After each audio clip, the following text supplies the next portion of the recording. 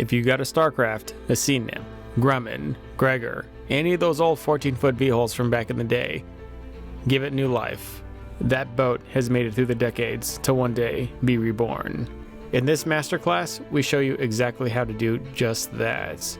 We show you how to take a boat this old, gut it completely out, and build it from the ground up, from the most important parts to the most advanced parts. We walk you through everything, from material knowledge to tool knowledge, to how to use and how to fit and how to gather everything together.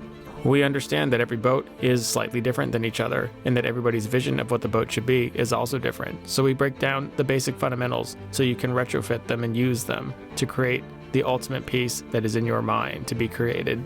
We show you do-it-yourself friendly ways to get professional shop results.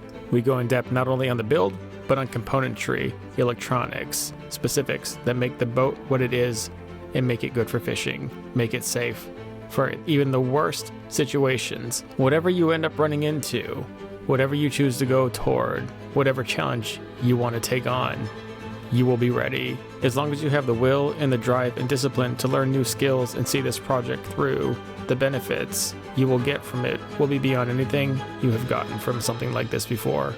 Stay tuned and learn how.